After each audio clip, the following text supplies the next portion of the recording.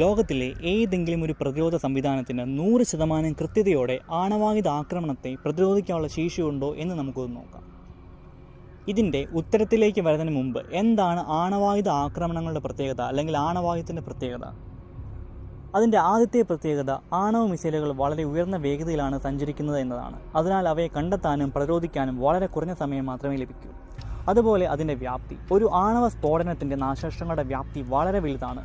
പ്രതിരോധ സംവിധാന ലക്ഷ്യത്തെ പൂർണ്ണമായി തകർത്താൽ പോലും ആ സ്ഫോടനത്തിൻ്റെ ആഘാതത്തിൽ നിന്ന് റേഡിയോ ആക്റ്റീവ് ഫോളോ ഔട്ടിൽ നിന്നും പൂർണ്ണമായി രക്ഷപ്പെടാൻ അല്ലെങ്കിൽ പൂർണ്ണമായും സുരക്ഷ ഉറപ്പാക്കാൻ കഴിഞ്ഞെന്ന് വരില്ല. തെറ്റായ ലക്ഷ്യങ്ങളും ഈ ഒരു ജോലിക്ക് വളരെയധികം ബുദ്ധിമുട്ട് കൂട്ടുന്നു. ശത്രുക്കൾക്ക് പ്രതിരോധ സംവിധാനങ്ങളെ കബളിപ്പിക്കാൻ കഴിയുന്ന തെറ്റായ ലക്ഷ്യങ്ങളെ മിസൈലുകളോടൊപ്പം അയക്കാനുള്ള സാധ്യതയുണ്ട്. ഇത് യഥാർത്ഥ മിസൈലിനെ കണ്ടെത്താനും തകർക്കാനുള്ള സാധ്യത കുറയ്ക്കുന്നു. ഈ കാരണങ്ങൾ കൊണ്ട് തന്നെ ഒരു പ്രതിരോധ സംവിധാനത്തിനും 100% കൃത്യതയോടെ ആണവായുധ ആക്രമണത്തെ ചെറുക്കാൻ കഴിയില്ല എന്ന് തന്നെ പറയാം. നിങ്ങൾക്ക് ഈ വീഡിയോ ഇഷ്ടമായെങ്കിൽ ലൈക്ക് ചെയ്യുക, സബ്സ്ക്രൈബ് ചെയ്യുക.